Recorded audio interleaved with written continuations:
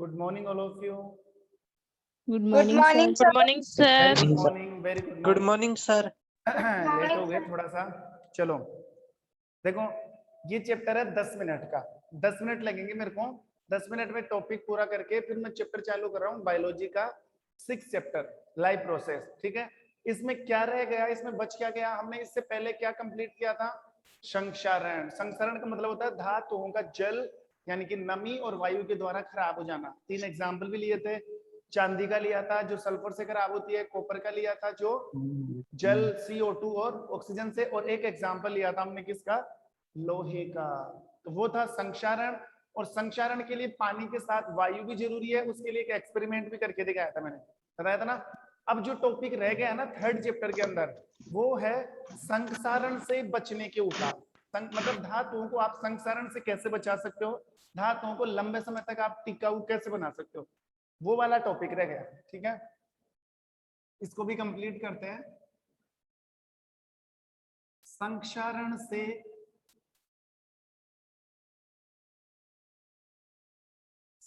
से बचने के उपाय।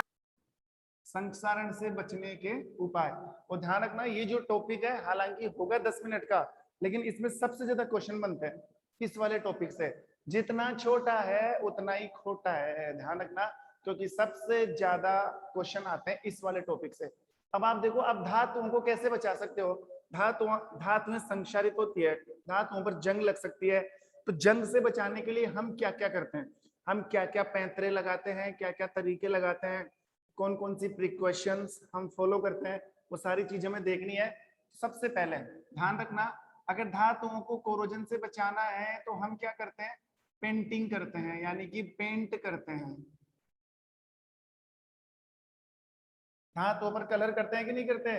लोहे का कोई भी सामान हो घर पर, आपने देखा होगा, चाहे दरवाजे हो, खिड़कियां हो, टेबल हो, कुर्सी भी हो, लोहे के जितने भी आइटम है उनके ऊपर क्या किया जाता है? पेंट किया जाता है। क्या किया जाता है? पेंटिंग। ठीक है, नंबर 2 वाला जो प्रोसेस है, एक बार मैं सबके नाम लिख देता हूं, फिर 1 बाय 1 समझाऊंगा सबको। ठीक है, 1 पेंट, नंबर 2 ऑयल लगाकर, तेल लगाकर भी धातुओं को बचाया जा सकता है, यानी कि सेकंड फेज कौन सी होगी? ऑयलिंग। दूसरा कौन सा हो गया? फर्स्ट पेंटिंग, सेकंड कौन सा हो गया?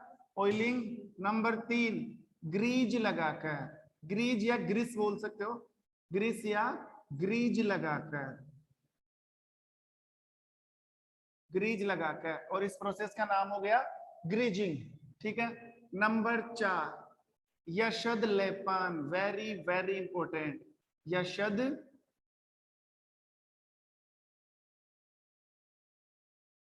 यशद लेपन अंग्रेजी में बोलते हैं गैल्वेलाइजेशन। सबका ध्यान सिर्फ बोर्ड पर होना चाहिए। देखो, एक एक को खोलूंगा, अभी एक एक की पोल खोलूंगा सबकी 1 बाय 1। यशद लेपन। नंबर 5 पर है एनोडीकरण। ये तो आपने पढ़ा था, हमने एल्यूमिनियम का बताया था मैंने, एनोडीकरण कि एल्यूमिनियम को जंग से कैसे बना सकते हैं। एल्यूमिनियम के ऊपर ऑक्सीजन की परत चढ़ाकर, याद करो, एनोडाइजिंग मेरा पढ़ाया हुआ है, एनोडीकरण। नंबर 6 सबसे इंपॉर्टेंट, यशद लेपन से भी इंपॉर्टेंट, मिश्र धातु, और इसको शॉर्ट में हम बोल सकते हैं मिश्रातु। देखो 6 तरीके हैं आपके पास किसी भी धातु को संक्षारण से बचाने के लिए, किसी भी धातु को जंग से बचाने के लिए, किसी भी प्रकार की धातु को नमी और ऑक्सीजन यानी कि हवा से बचाने के लिए आप 6 तरीके अप्लाई कर सकते हो। 6 तरीकों से उनको सावधानी से बचा सकते हो। पहला पेंट करके यानी कि पेंटिंग, दूसरा तेल लगाकर यानी कि ऑयलिंग, तीसरा ग्रीस लगाकर, ग्रीस या ग्रीज कुछ भी बोल सकते हो, यानी कि ग्रीजिंग। फिर एक कौन सा है? गैल्वेनाइजेशन, एनोडाइजिंग, और एक हो गया एलॉय यानी कि मिश्र धातु या मिश्रातु। ये 6 तरीके हैं जिनसे धातुओं को बचाया जा सकता है। किन चीजों से बचाया जा सकता है? पानी से और वायु से, क्योंकि हमें पता है कि अगर धातु पानी और वायु के कांटेक्ट में आएगी तो रस्ट हो जाएगा, उनके ऊपर जंग लग जाएगी, उनका कोरोजन हो जाएगा, और जो धातु बहुत दिनों तक चलने वाली थी वो जल्दी ही क्या हो जाएगी? नष्ट हो जाएगी। तो हमारी भी नैतिक जिम्मेदारी है कि हम धातुओं को क्या करें, संक्षारित होने से बचाए। तो पहला पॉइंट देखो, पेंट लगाकर। अब पेंट लगाकर मतलब पेंटिंग करके। पेंटिंग का मतलब है कोई भी लोहे का आइटम है, मान लो कुर्सी है, अब आप ये चाहते हो, कुर्सी किससे बनती है, लकड़ी से बनती है, लोहे से भी बनती है। मैं बात कर रहा हूँ लोहे की कुर्सी की। कौन सी कुर्सी, मान लो लोहे की कुर्सी है, और लोहे की कुर्सी आपने बाहर रख दी, गार्डन में पड़ी है, बाहर पड़ी है, छत के ऊपर पड़ी है, तो वायु के और नमी के कांटेक्ट में आएगी कि नहीं। अगर बारिश हो रही है तो पानी और वायु के कांटेक्ट में, तो उस लोहे की कुर्सी पर क्या लग सकती है, जंग लग सकती है। लेकिन आप क्या जंग। करोगे, अगर आपको जंग से बचाना है तो उस कुर्सी के ऊपर क्या कर दो, पेंट कर दो। कुर्सी के ऊपर क्या कर दो, पेंट। पेंट करने से जंग नहीं लगेगी। क्यों नहीं लगेगी, नोटिस करो। जैसे मान लो ये कोई लोहे का पाइप है, ये है लोहे का पाइप, ठीक है। अब ये लोहे का पाइप है, ये तो लोहा ही है ना। अब मान ले आप, ये जो लोहे का पाइप है, मान लो आपने इसको छत पर पटक रखा है या बाहर अपने आंगन में डाल रखा है इसको, ये तो क्या है, Fe। तो बाहर वायुमंडल में वायु नहीं है क्या, वायु का मतलब ऑक्सीजन नहीं है क्या, है ना, ऑक्सीजन। वायुमंडल में नमी नहीं है क्या, नमी। नमी का मतलब H2O। और अगर बारिश हो रही है तो फिर पानी आ गया, नमी की जरूरत ही नहीं है। तो देखो, वायु डायरेक्ट टक्कर मारेगी इसके ऊपर, नमी डायरेक्ट टक्कर मारेगी इसके ऊपर। तो क्यों ना हम वायु और नमी के कनेक्शन को ही तोड़ दे। मतलब हम धातु के ऊपर एक ऐसी परत चढ़ा दे कि वायु और नमी का धातु से मिलान ही ना हो, इनों में, इन दोनों में बैठक ही ना हो, इनमें कॉन्टेक्ट ही ना हो। तो हम क्या करते हैं, इस लोहे के पाइप के ऊपर पेंट कर देते हैं ऐसे। लोहे के पाइप के ऊपर हमने क्या कर दिया, दोनों तरफ क्या कर दिया, पेंट कर दिया। अब वायु आएगी तो सही, वायु टच भी होगी, लेकिन वायु किससे टच होगी, पेंट से, ना कि धातु से। धातु के ऊपर पेंट कर दिया ना। जैसे मान लो मैं एग्जांपल दूं, मेरा ये हाथ है और इसको सर्दी लग रही है, हाथ है, सर्दियों के दिन है, सर्दी लग रही है, मैंने इसके ऊपर जैकेट डाल ली, स्वेटर पहन लिया, इनर पहन ली। अब सर्दी लगेगी क्या, सर्दी मेरे से टच तो होगी, लेकिन वो टच किससे होगी, जैकेट से, स्वेटर से, मेरे हाथ तक तो नहीं पहुंचेगी ना। बस वैसा ही है, अगर लोहे की वस्तुओं पर आपने पेंट कर दिया ना, तो वायु और नमी लोहे के पास आएगी तो सही, लेकिन लोहे से या धातु से पेंट के कारण उनका कांटेक्ट नहीं हो पाएगा। और जब नमी और वायु का कांटेक्ट ही नहीं हो पाएगा, तो हमारी जो मेटल है बिल्कुल सेफ है, उस पर जंग नहीं लग सकती। तो इस प्रकार हम पेंट करके किसी भी प्रकार की धातु के आइटम को, धातु के उपकरण को क्या कर सकते हैं, बचा सकते हैं। इजी प्रोसेस था बिल्कुल, ठीक है। और पेंटिंग तो सब जानते हैं, जो पेंट करते हैं।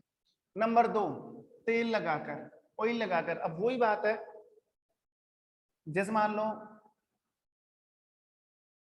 वही लोहे का पाइप, अब इसके ऊपर हमने क्या लगा दिया, तेल लगा दिया। अब तेल क्या करता है, आपको पता है, कल हमने पढ़ा था, एक जो सेकंड नंबर की परख नली ली थी हमने, उसमें पानी के ऊपर क्या डाला था, तेल। और तेल वायु को नहीं आने देता, वायु को अवशोषित कर लेता है। तो वायु, जिस मान लो इधर से आई ऑक्सीजन, इधर से आया पानी, तो पानी तो चला जाएगा, लेकिन हवा नहीं पहुंच पाएगी, क्योंकि हवा को किसने रोक दिया, पढ़ा था ना कल परख नली सेकंड में, बोलो हाँ कि ना। यस सर, पढ़ा था पढ़ा था सर। यस सर, पढ़ा था। ओके, सारे के सारे बढ़ गएंगे एक साथ, ठीक है। पानी तो पहुंच गया पाइप के पास, लेकिन ऑक्सीजन को एक बैरियर ने रोक दिया, ऑक्सीजन के आगे एक बैरियर लग गया, और वो बैरियर लग गया किस रूप में, तेल के रूप में। तेल के रूप में। तेल ने ऑक्सीजन को आने नहीं दिया, तेल ने ऑक्सीजन को आने नहीं दिया, तो पानी तो अकेला जंग नहीं लगा सकता। अकेले पानी से, वो कहते हैं ना, अकेला चना पहाड़ नहीं तोड़ सकता, तो अकेला पानी जंग नहीं लगा सकता।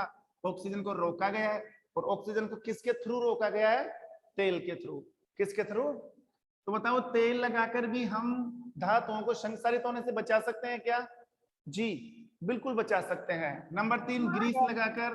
तो तेल की जगह क्या लगा दो, ग्रीस लगा दो। तो ग्रीस तो पेंटिंग वाला ही मेथड हो गया, ग्रीस तो एक मोटी परत बन जाती है, तो ना तो पानी पहुंच पाएगा और ना ही तेल पहुंच पाएगा। तो ग्रीस लगाकर भी हम धातुओं को क्या कर सकते हैं, संसारित होने से या जंग लगने से बचा सकते हैं।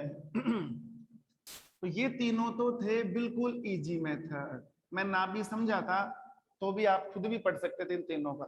हाँ, लेकिन ये तीनों हैं जबरदस्त मेथड, ये केमिकल मेथड है, इनमें आपको रिएक्शन करनी पड़ेगी। तो देखो ध्यान देना, एनोडीकरण नहीं पढ़ाऊंगा मैं, एनोडीकरण मेरा पढ़ाया हुआ है, बताओ पढ़ाया था कि नहीं पढ़ाया, पढ़ाए थे सर। सर।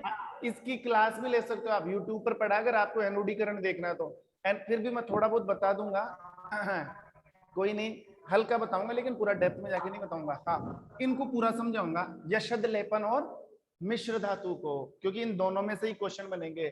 तो सबसे पहले यहां से मैं उठा रहा हूं किसको, तीनों में से यशद लेपन। नंबर 4 वाला मेथड है यशद लेपन, और अंग्रेजी में बोलते हैं इसको गैल्वेलाइजेशन। गैल्वेलाइजेशन। देखो यशद लेपन में क्या होता है, ध्यान देना।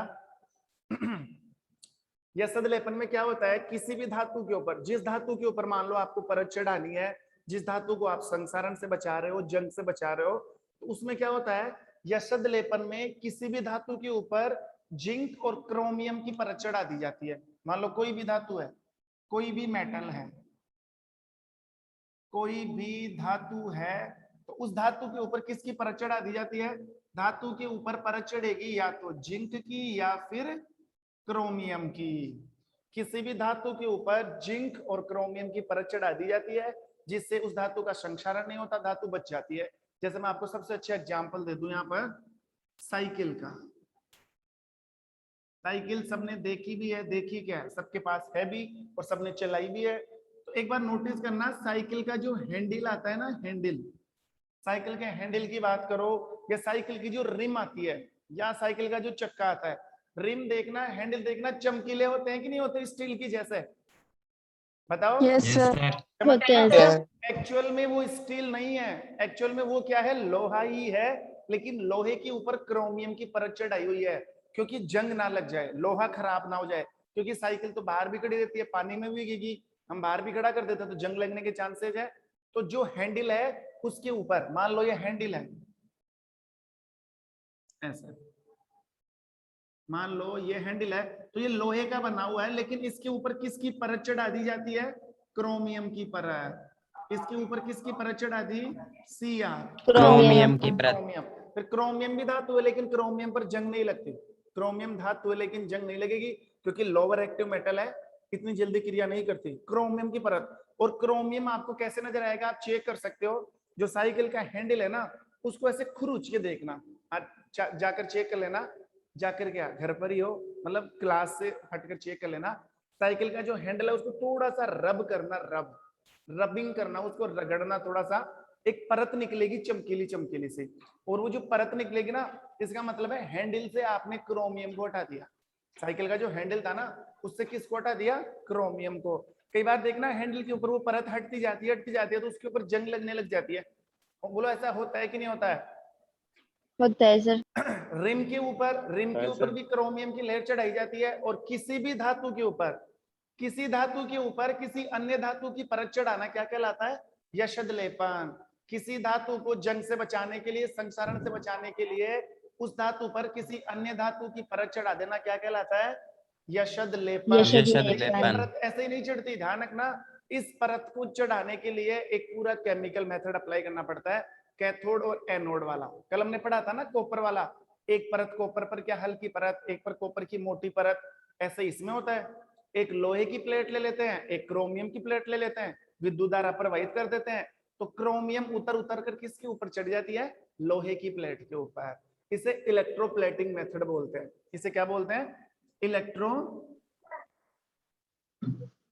प्लेटिंग मेथड या इलेक्ट्रोप्लेटिंग विधि, समझ रहे हो ऐसे। तो वो विधि हमें पढ़ना ही नहीं है, अब डायरेक्ट याद रखो, आपसे सिर्फ डेफिनेशन पूछी जा सकती है, या फिर आपसे ये पूछा जा सकता है कि यशद लेपन में किसी धातु पर कौन सी धातुओं का लेप किया जाता है। तो ऑप्शन में या तो आपको जिंक मिलेगा, या फिर ऑप्शन में आपको क्या मिलेगा, क्रोमियम, दोनों एक साथ। क्रोमियम।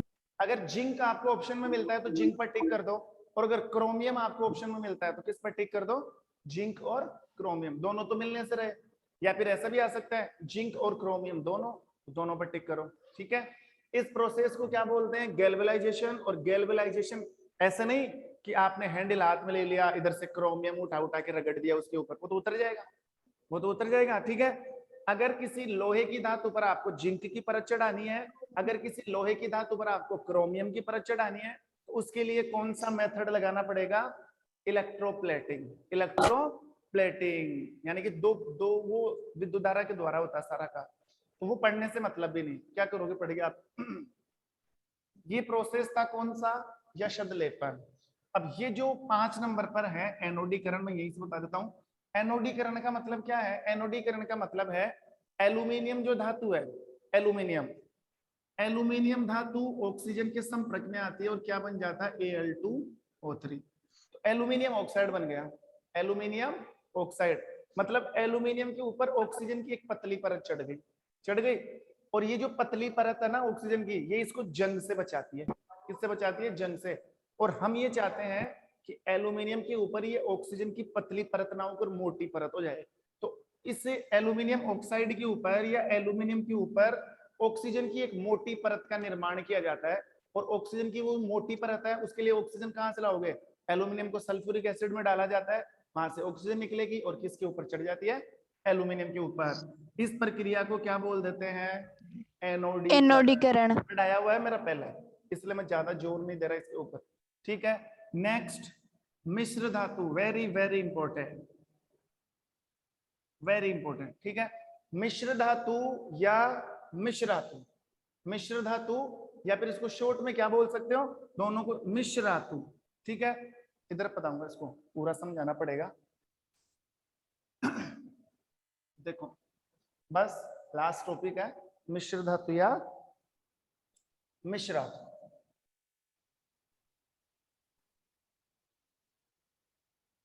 मिश्र धातु बोल दो या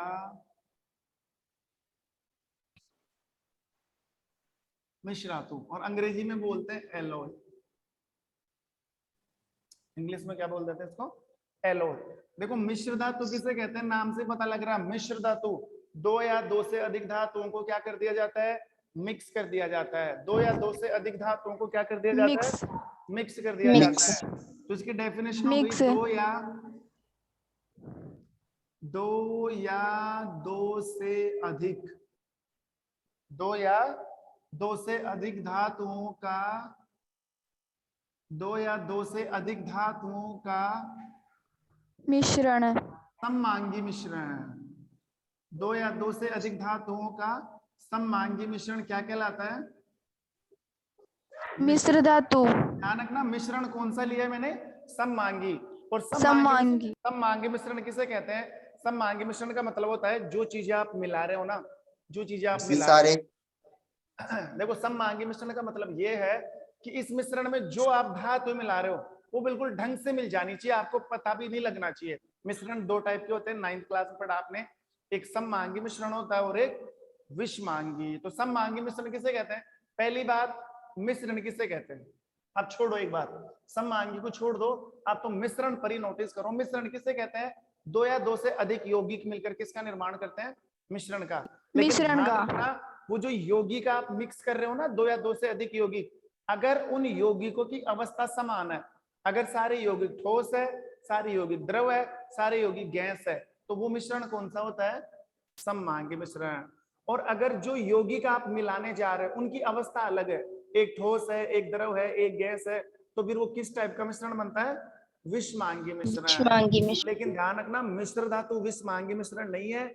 इस मिश्रण में काम आने वाली सभी धातुओं की अवस्था समान होती है, सभी धातुएं ठोस है, तो समान समान यौगिक जब आपस में मिलेंगे उससे जो मिश्रण बनेगा उसे क्या बोल देते हैं, सममांगी मिश्रण। तो ये हो गया मिश्र धातु या मिश्र धातु, दो या दो से अधिक धातुओं का सममांगी मिश्रण क्या कहलाता है, मिश्र धातु। मिश्र अब देखो जाने ना अनजाने में डेली लाइफ के अंदर हम बहुत सारी मिश्र धातुओं का यूज करते हैं। सबसे पहले मैं तुम्हें एग्जांपल दे दूं, नंबर 1, लोहा हम बिल्कुल शुद्ध काम में नहीं ले सकते, लोहा हम बिल्कुल शुद्ध काम में नहीं ले सकते। अब लोहे को आप शुद्ध काम में क्यों नहीं ले सकते, क्योंकि लोहे को अगर आप शुद्ध काम में लोगे ना तो लोहा काफी नरम होता है, नरम होता है। अगर आपने लोहे का सरिया बना, बिल्कुल शुद्ध लोहे की बात कर रहा हूँ, लोहे से आपने सरिया बना लिया, कोई दरवाजा बना लिया, तो लोहा काफी नरम है। नरम का मतलब है मुड़ जाएगा, सॉफ्ट है, तो काम ही नहीं करेगा। सरिया है, सरिये को आप ऐसे मोड़ सकते हो क्या, नहीं मोड़ सकते। अगर उस सरिये में बिल्कुल शुद्ध लोहा आपने डाला है बिल्कुल प्योर लोहा, और प्योर से मतलब है लोहे के अलावा उसमें कोई भी चीज नहीं होनी चाहिए, तो वो सरिया आप काम में नहीं ले सकते। शुद्ध लोहे की बनी हुई कोई भी वस्तु हम काम में नहीं ले सकते, क्योंकि वो तो नरम होती है, मुड़ जाएगी। और जो चीज मुड़ रही है वो किस काम की? दरवाजा लगा दिया लोहे का, गेट लगा दिया, वो तो मुड़ गया हाथ लगाते ही। तो ध्यान रखना, लोहे की इस नम्रता, लोहे के अंदर जो जो नरमता है, इसको हटाने के लिए हम क्या करते हैं? इस नरमता को हटाने के लिए इस शुद्ध लोहे में हमें कोई और चीज मिलाई जाती है। इस लोहे के अंदर क्या मिला दिया जाता है?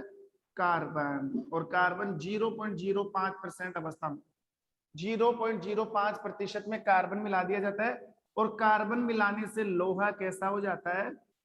कठोर। ठोस। लोहा कैसा हो जाता है? कठोर। तो लोहा एक मिश्र धातु है। मिश्र धातु का मतलब है लोहे से जो भी उपकरण बनते हैं ना, दरवाजे, खिड़कियां, उसके अंदर क्या मिलाया जाता है? कार्बन। क्या मिलाया जाता है? कार्बन। ठीक है, नंबर 2 वाला एग्जाम्पल देखो। नंबर 2 का एग्जाम्पल है, स्टील का नाम सुना है? स्टील, यस बोलो। Yes sir, Yes, yes sir. Sir. Steel को जानते हो ना सब? स्टील अंग्रेजी का शब्द जानते है। हैं। स्टील को, अच्छा ठीक है, तुमसे पूछता हूं मैं। स्टील सबने देखे हैं, स्टील के बर्तन आते हैं, स्टील की बाल्टी आती है, स्टील के जो बर्तन आते हैं। स्टील अंग्रेजी का शब्द है, स्टील को हिंदी में क्या बोलते हैं बताओ, अगर किसी को याद है तो? जबकि 8वीं क्लास में ये बातें सिखाई जाती है। स्टील को हिंदी में बोलते हैं, हाँ, इस्पात। शाबाश, किताब में देख लिया होगा।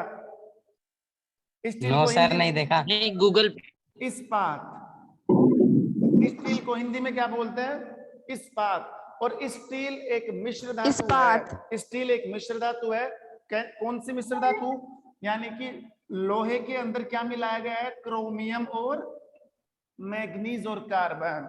ध्यान रखना, लोहा, क्रोमियम, मैग्नीज और कार्बन, इन चारों को जब मिला दिया जाता है तो क्या बन जाती है? स्टील बन जाती है। क्या बन जाती है? स्टील। एग्जाम में क्वेश्चन आते हैं ऐसे, देखो सुनो, एग्जाम में क्वेश्चन कैसे उठेंगे कि लोहे की नरमता को हटाने के लिए, लोहे को कठोर बनाने के लिए लोहे में क्या मिला दिया जाता है? कार्बन। क्या मिला दिया जाता है? कार्बन। स्टील किस किस से मिलकर बना हुआ है? कार्बन। स्टील किस किस से मिलकर बना हुआ है? लोहा, क्रोमियम, मैग्नीज और कार्बन। कार्बन। ठीक है, ये बन गया स्टील। स्टील के अलावा देखो और मैं एग्जांपल लू नंबर 4 पर, सॉरी नंबर 3 पर। एक मिश्रण बनता है पीतल। सबने सुना है पीतल? पीतल देखा है? पीतल के बर्तन भी होते हैं, यस सर। सोने की तरह आता यस है सर। पीतल। तो पीतल भी एक मिश्र धातु है। पीतल भी एक मिश्र धातु है। और पीतल किससे मिलकर बनी हुई है? पीतल मिलकर बनी हुई है, यानी कि ये जिंक और copper plus zinc, copper plus zinc, copper और जिंक को मिलाकर किसका निर्माण किया जाता है? पीतल का। कॉपर और जिंक को। एक और मिश्र धातु है, आपने पीतल नाम, का। कांसा। कांसे का नाम सुना है? कांसा, घर पे मिल जाएगी, कांसे की थाली आती है, कांसा। तो कांसा Yes, भी एक sir. मिश्र धातु है। Yes, sir. और कांसा किससे मिलकर बना हुआ है? हाँ यस कॉपर सर। और, नहीं नहीं नहीं नहीं, कॉपर और जिंक, कॉपर और टिन, कॉपर और टिन, Tin. ऐसे हैं। ये ध्यान रखना, कॉपर और जिंक का मिश्रण तो होता है पीतल। ऐसे ही क्वेश्चन आएंगे एग्जाम में कि कॉपर, निम्न में से कॉपर और जिंक का मिश्रण है, फिर नीचे 4 ऑप्शन, स्टील, पीतल, कांसा या इनमें से कोई नहीं। तो कॉपर और जिंक आप दिमाग लगाओगे कि कॉपर और जिंक तो क्या होता है? पीतल होता है। कॉपर और टिन का मिश्रण क्या होता है? पीतल। कांसा। कॉपर और टिन का मिश्रण क्या होता है? कांसा। कांसा होता है। कॉपर और जिंक कांसा। का मिश्रण क्या होता कांसा। है? पीतल। पीतल। पीतल। लोहा, क्रोमियम, मैग्नीज और कार्बन का मिश्रण क्या होता है? स्टील। स्टील। Steel. हो गए 4। स्टील। अब थोड़ा सा और ध्यान देना, Yes, sir. नंबर 5 पर। नंबर 5 पर ये ध्यान देना, अगर किसी मिश्र धातु में पारा मिला दिया जाता है, अगर किसी मिश्र धातु के अंदर क्या मिक्स कर दिया गया? पारा। पारा जानते हो ना? मरकरी दिख नहीं रहा होगा आपको, इधर बता।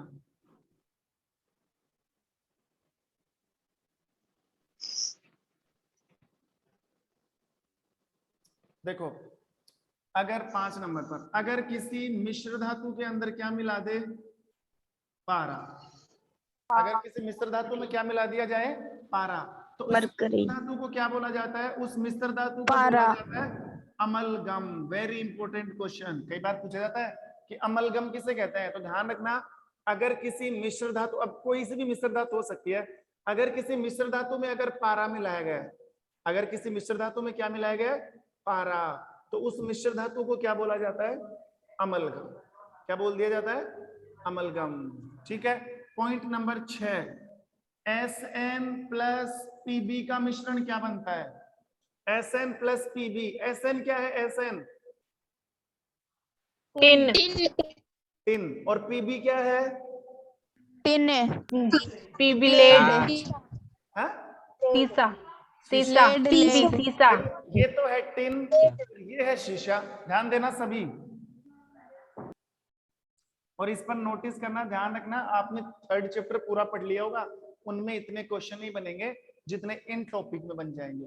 मिश्र धातु से बहुत क्वेश्चन आ जाते हैं, सारे क्वेश्चन बनते हैं। ठीक है, सारे का मतलब है कि कम से कम 1 या 2 क्वेश्चन इसमें से आएंगे, और गलत नहीं होने चाहिए। मिश्र धातु के क्वेश्चन ही हम गलत कर देंगे, फिर हम क्या साइंस पढ़ेंगे बताओ। और इसमें क्या है, सिर्फ याद करने की बात है। एक बार मैं वापस रिवाइज करूंगा, पहले देख लो। अगर टिन को और शीशे को आप मिलाते हो, शीशा सब जानते हो, टिन कौन सी धातु आती है, टिन मैं बता दूं तुम्हें, जो कोल्ड ड्रिंक का कैन आता है ना, कोल्ड ड्रिंक पीते हैं हम, कोल्ड ड्रिंक का कैन, वो कौन सी धातु से मिलकर बना होता है, टिन से। और बहुत कमजोर धातु आती है, आप हाथ से उसको तोड़ सकते हो। ठीक है, जब टिन को और शीशे को मिलाया जाता है तो इसको किस काम में लेते हो, इसको हम काम में लेते हैं, जैसे टिन और शीशे को मिलाकर जो वायर होता है ना, वायर के ऊपर हम वेल्डिंग करते हैं, जिसको सोल्डरिंग बोला जाता है। कई बार आपने नोटिस किया होगा कि जो यस सर, इलेक्ट्रिसिटी का वायर होता है उसके ऊपर सोल्डरिंग करते हैं कि नहीं करते हैं, जो उसको Yes, सोल्डरिंग sir. वायर। करते हैं। सोल्डरिंग और उस वेल्डिंग में कौन काम में आता है, टिन और शीशा। एग्जाम में शीशा। क्वेश्चन है कि विद्युत के जो वायर होते हैं उनके ऊपर वेल्डिंग कौन सी मिश्र धातु के द्वारा की जाती है, टिन और शीशा। टिन और शीशा। शीशा, यानी कि यहाँ पर लिख सकते हैं हम, तारों के ऊपर तार, मैं वो तारों की बात नहीं कर रहा, सितारों की बात नहीं कर रहा, कहीं आप स्टार समझ लो। जो विद्युत के तार आते हैं, विद्युत तारों के ऊपर वेल्डिंग का काम किया जाता है, सोल्डरिंग का काम, सोल्डरिंग करते हैं ना, सोल्डरिंग का काम किया जाता है, वेल्डिंग का काम किया जाता है टिन और पीबी के द्वारा। ये लो, एक बार वापस आओ। 2 या 2 से अधिक धातुओं का सममांगी मिश्रण क्या कहलाता है, मिश्र धातु।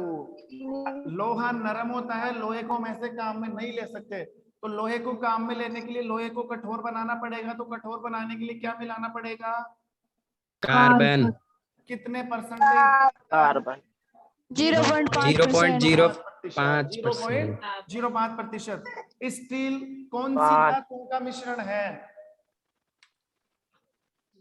स्टील कौन सी धातुओं का मिश्रण है, FeCr, लोहा। Mn और कार्बन। MN ठीक है। C। पीतल कौन सी धातुओं का मिश्रण है, कॉपर प्लस कॉपर और जिंक जिंक। कॉपर और zinc. Copper plus tin. Copper plus tin. किसी मिश्र धातु में, अगर किसी मिश्र धातु में आप पारा मिला देते हो तो उस मिश्र धातु को क्या बोलेंगे, अमलगम।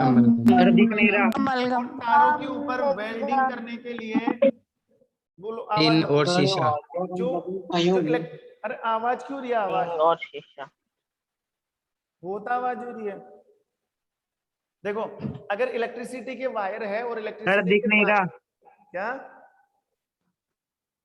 दिख नहीं रहा, किसी को नहीं दिख रहा, सर दिख रहा है, हाँ दिख रहा है सर। दिख रहा है सर। जिसको नहीं दिख रहा, सेल्फ प्रॉब्लम है, मीटिंग से डिस्कनेक्ट हो जाओ और वापस कनेक्ट कर लो, हो जाएगा तुम्हारी प्रॉब्लम का सॉल्यूशन। देखो, अगर SN और PB को मिलाओगे तो किस काम में लिया जाता है, तारों के ऊपर वेल्डिंग करने के लिए। हो गया सारा काम। ये संक्षारण से बचने के तरीके थे। बस अब मुझे 2 चीजें और बतानी है, नोट डालकर बताऊंगा। देखो क्या है, ध्यान देना। पहली चीज मैं तुमसे ये पूछूं, नोट डाल के पढ़ा रहा हूं, कि शुद्ध सोना कौन सा होता है, शुद्ध सोना 24 कैरेट। आपने भी सुना 24 कैरेट का। 24 कैरेट का। 24 कैरेट, बस इतना ही जानते हैं, इससे आगे नहीं जानते। मैं तुमसे पूछूं कैरेट क्या है, नहीं पता लगेगा। 24 का क्या मतलब है, नहीं पता लगेगा। 24. देखो 24 कैरेट शुद्ध सोना किसे बोलते हैं? 24 कैरेट। चलो समझते हैं इस चीज को क्या होता है। कैरेट क्या होती है? शुद्धता की इकाई। सबसे पहले तो नोटिस कर लो, कैरेट होती है शुद्धता की इकाई। इकाई। जैसे लंबाई की इकाई मीटर, द्रव्यमान की इकाई क्या होता है? केजी, तापमान की इकाई क्या होती है? केल्विन, प्रेशर की क्या होती है? पास्कल। वैसे ही शुद्धता की इकाई क्या होती है? कैरेट। मतलब 24 कैरेट सोना। ये तो कैरेट का मतलब तो इकाई है, 24 के आगे लगा हुआ इकाई। जैसे 24 किलोमीटर, किलोमीटर का कोई मतलब नहीं है, वो तो इकाई है लंबाई की। वैसे ही यहाँ पर शुद्धता की इकाई कौन है? कैरेट। ठीक है। 24 का मतलब यह है कि जिस प्रकार हम शुद्ध लोहे को काम में नहीं ले सकते, उसी प्रकार हम शुद्ध सोने को भी काम में नहीं ले सकते। हम बिल्कुल जो प्योर गोल्ड है, बिल्कुल प्योर गोल्ड, उसको हम यूज में नहीं ले सकते, कांट यूज, हम उसका यूज नहीं कर सकते। ठीक है। क्यों? क्योंकि जो प्योर गोल्ड है, जो शुद्ध सोना है, वो भी क्या होता है? बहुत ज्यादा नरम। और मान लो सोने के आभूषण हमने बना लिए, सोना काफी ठोस होता है। वैसे लड़कियों ने सोने की बालियां पहन ली ऐसे, शुद्ध सोने की बालियां बनवा ली ऐसे, वो तो नरम है, वो तो जैसे ही गर्मी पड़ेगी वो तो मेल्ट हो जाएगी, वो तो पिघल जाएगी। बिल्कुल नरम है ना, उसको तो कोई भी तोड़ लेगा फोल्ड करके। इसलिए शुद्ध सोने को काम में नहीं ले सकते।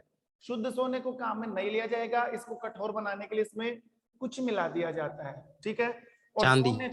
सोने को कठोर बनाने के लिए, सोने को कठोर बनाने के लिए इसमें दो धातु मिक्स की जाती है, एक तो तांबा, एक लोहा। क्या मिक्स किया जाता है? तांबा और लोहा। प्लस लोहा।